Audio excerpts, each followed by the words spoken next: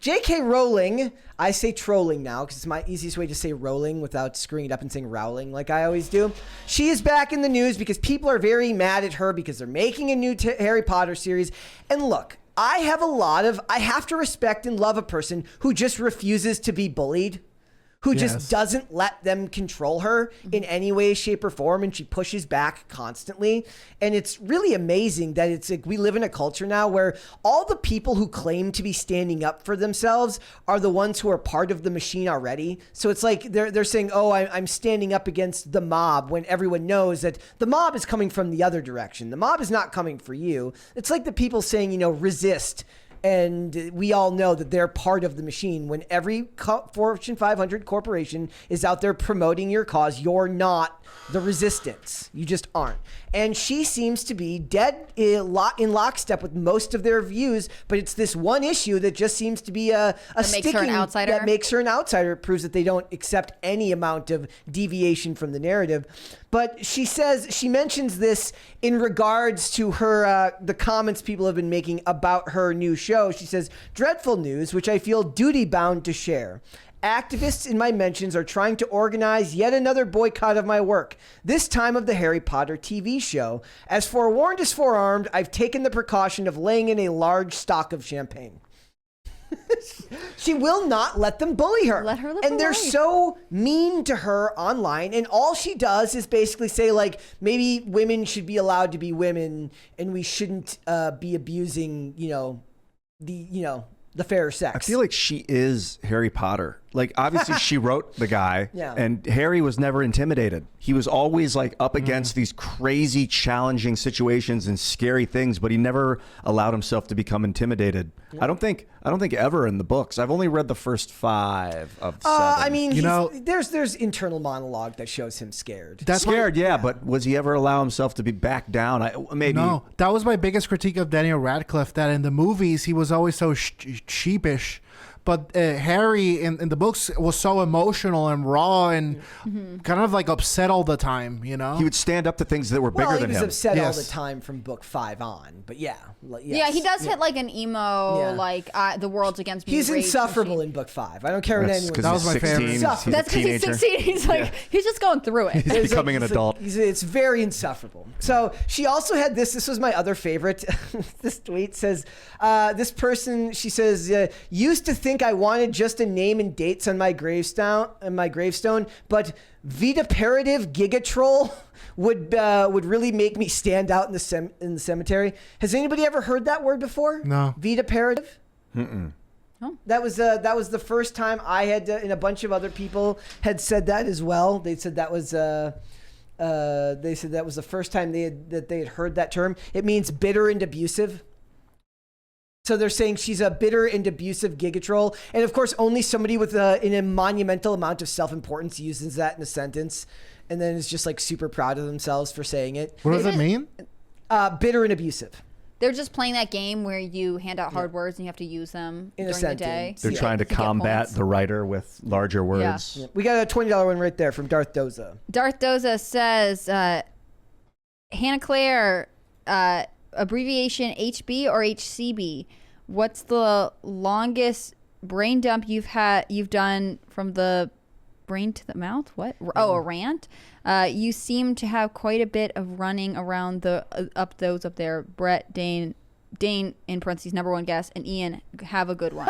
Oh yeah. You're the #1 guest today, he said. So are you HB or HCB? Your heart out, Ian. I think technically, to be correct, it would be HB because Hannah Claire's all my first name. So H.CB. But I use HCB H- because I feel like I have to remind people like I go by Hannah Claire because it's all my first name. Wait, is there a there's a space though between Hannah and Claire, therefore it should be HCB. Look, the best advice I could give to people naming children is that we do not live in a culture that likes a double name.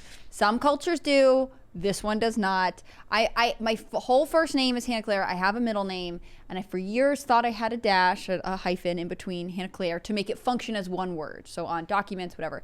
Some documents don't let you abbreviate names or put a hyphen in names. And also, sometimes your parents tell you when you're 12, actually, no, there's just a space in the middle of your name. Yeah. So I actually love my name, but it is a weird challenge.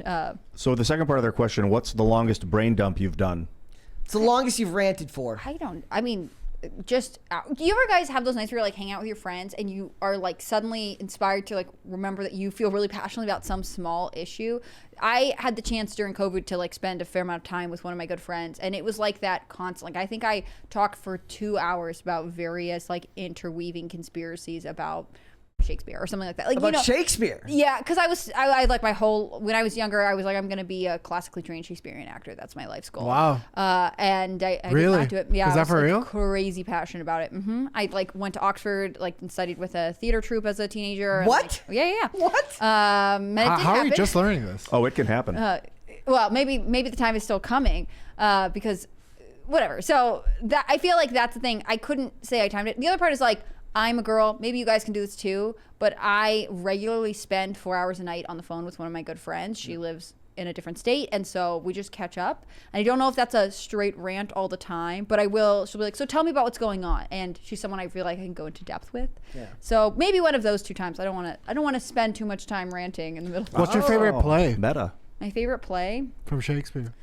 Oh, from Shakespeare, Twelfth Night, maybe. Yeah, I was in that. I played Feste. No way, that's awesome. That was like my second play I ever did. I was like 16. That's so fun. I feel like when I was in high school, my high school didn't really have a theater department, and so that was one of the challenges.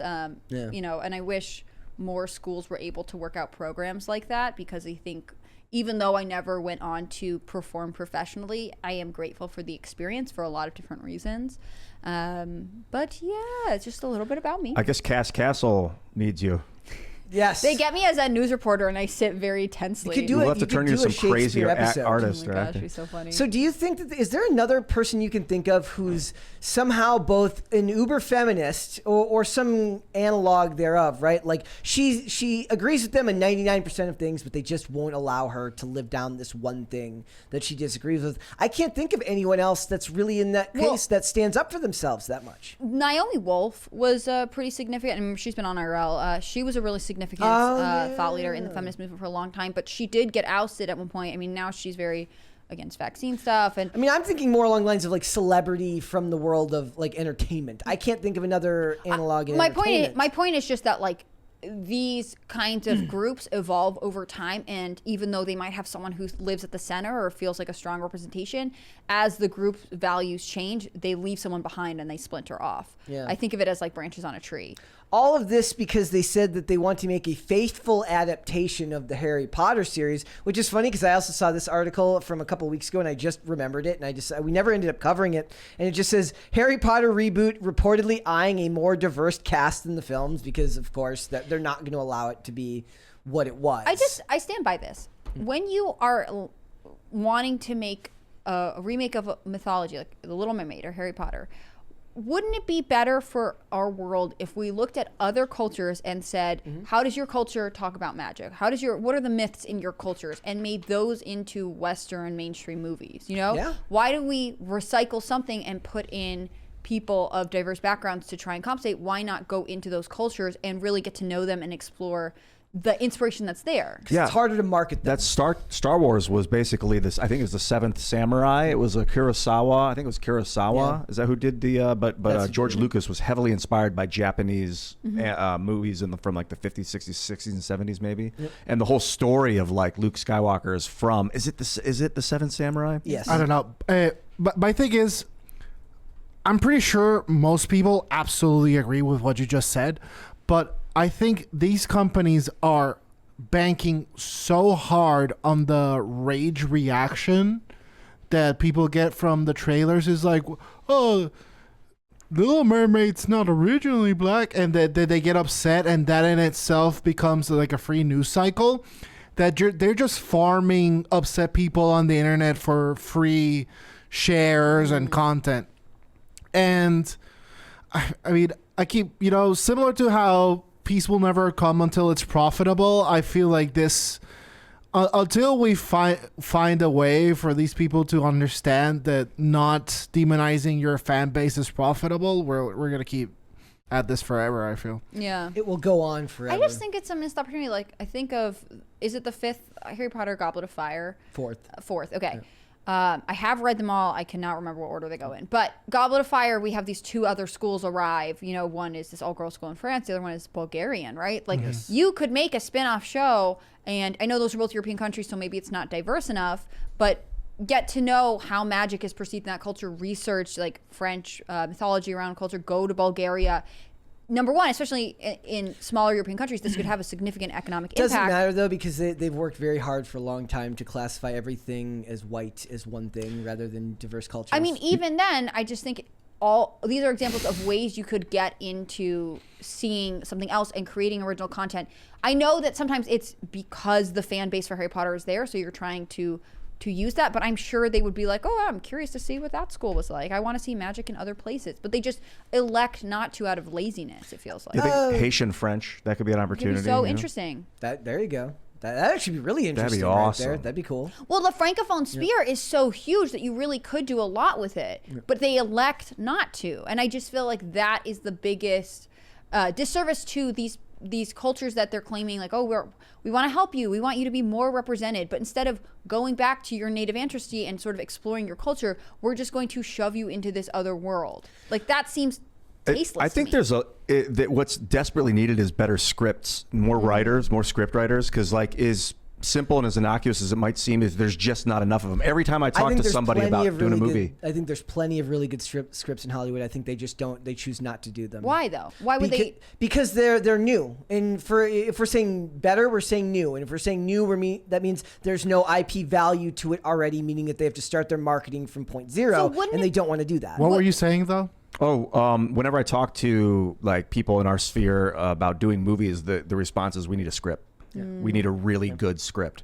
And it's not like there might be scripts, but are they really good? That's the question. And they know that The Little Mermaid's a good script because it did well in the past. So they just reuse the good stuff, shove some other race or gender into it for profit and for ease, I think. You guys, because you're marketing and you were in Hollywood, you might know more about this, but are there venture capital firms for small writers? Like, I only know about small productions getting recognized at film festivals. Is there a way for people to say, like, I know Hollywood won't take my script, but I want a chance.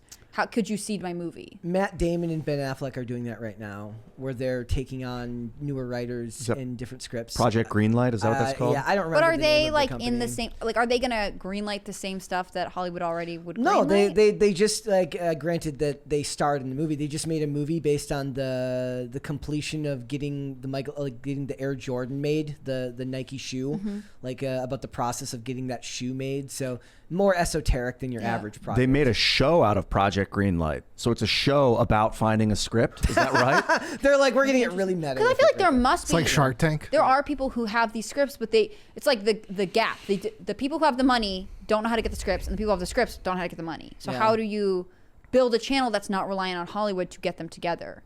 Like, do we have a new age Hollywood that sets up in like Nashville or North Carolina? We send them to the Daily Wire. I mean, but Daily Wire needs scripts, that's for sure. Yeah, but I dislike this, like the Daily Wire is the only solution. Well, right now. Babylon Bee is not another even. one. Yep. I'm more along your lines of thinking where it's like, hey guys, maybe accept that it's not going to have killer ultimate $3 billion lighting, but you can do some good independent work with your friends. You absolutely can. The technology is so much more readily available now than it ever was before. Like Clerks 1 was really, if you go to like film school, like they always, or a film class, they always talk about that movie and how consequential it was. We need the Clerks of our generation. We need that kind of media. And I know a lot of it is like YouTubers like farming that is drama but a lot of it is also, you're right, like we could use more people making those smaller independent features. Absolutely. But a lot of that stuff gets made, and it's just being made by people that already want Hollywood contracts, right? So they're going to make stuff that they feel will get them jobs in Hollywood further, which doesn't really strike a chord, nor does it really inspire new types of storytelling, because they're going to want to tell the stories that they think are going to get them jobs. I mean, if you want to be a lowest common denominator person because your objective in life is to belong in a group that you aspire to, then you know what, you'll probably achieve and then be disappointed by it. Yeah. But if you are trying to do art, and if you want to convey a message in an era that's particularly like voiceless and messageless, I think it'll reverberate more than you'll ever know. Okay. And I do want to ask, do you think J.K. Rowling is in the right with most of it? I have a hard time disliking anybody who gets pushback from all sides and stands their ground. Like, it's kind of human nature, right? Like when people start to push back on you, or when people start to give you crap, we are kind of programmed to like, look, screw you. I'm not going to bow down to what you're telling me to do. The reason I don't have a strong opinion about what Rowling is going through is because I think a lot of it's been done through text. I haven't seen her do like a verbal documentary or like a video where she says, this is what I actually think. I think she's made some comments in text that may be taken out. Yeah, but she started indirectly. I think we're about to reference the same thing. She started a women's crisis shelter in Scotland where she lives, but it only offers service to biologically female women. But is it like women that have been abused by men? Women who are abused or who are attacked and need some sort of like, kit or police evidence kind of thing. And it's staffed by women. There are no male staff members, but also a male who identifies as female couldn't go there for service. That's reasonable. I used to volunteer at the battered women's shelter with my mother when I was like 12 or 13, and they were all essentially fleeing abusive male relationships. So if you had a trans woman that was a man that had transitioned to a woman in there with them, that would have been complete insanity and would have debased every woman in there. The National Health Service in Scotland, the clinics that they have or the centers they have do allow trans identifying men who identify as women to go to these places. So what J.K. Rowling was saying was that she's creating an alternative that's privately funded. She doesn't need any government money. She's funding it herself, and it gives women who absolutely do not want to be around a man because of safety or fear or whatever. They don't have to be in that position because the government is already aiding. Because the LGBT trans community said, well, there are people in this position who need that kind of service, and they're like, well, the National Health Service already provides that to you. Did you see the thing where she was making fun of the Canadian transport minister for the video of them walking in high heels to protest femicide? It's so cringy. I saw the video. I didn't see her criticism. Yeah. And they're so smug and proud of themselves. That's what I can't deal with these people. It's like, guys, I just walked in high heels today. I just solved sexism. Yeah. Like, you didn't even move it an inch. And wouldn't that tell you, like, if you think you solved sexism by just walking in high heels for one day, you alone solved it, Not then even all it probably day, isn't a real issue. It just doesn't make any sense. The people that talk about awareness are the worst people in the universe. Yeah. Like, we are, I constantly like say this, like, we are aware, like, famine's bad. Are you guys aware of that? Famine awareness. I just want to make you aware. I don't want to do anything to help fix it. Yeah, I just want to let you know. It's bad? Yeah. Oh, crazy. Oh, wait. Awareness just helped, guys. I guess I'm aware now. But it's like... No action's needed. Just that you know. Now that I know, we'll be fine. Well, it's my job to complain about the lack of solutions, not come up with actual Well, there we solutions. go. I wore high heels in a play that I did where I played a woman. I mean, I think that's bringing more What was value. your character's name? Vera. This long blonde wig. I talked like this. So it was like... Was I a woman or was I a trans woman? I think there's pictures of it on the Sacred Fools website somewhere out there from Los Angeles, 2007. That must be I've been suppressing my awesome. cough all day, and it almost just came out right there. Yeah. Oh, goodness. All right. But rather than be like, look at me, I just did the role. Yeah. And I did it the best I could. And I feel like that did more to bridge the gap between men and women than, Well, all Rowling said was keep us posted on how many femicides this prevents. Seriously. She's right. She's absolutely right. I think people like the photo ops is the problem, and I appreciate that she's saying, like, that's not enough. Thanks for watching. Listen to full episodes of Pop Culture Crisis on Spotify. Keep up with us on social media and make sure you subscribe and ring that bell so you never miss the show. Bye, guys.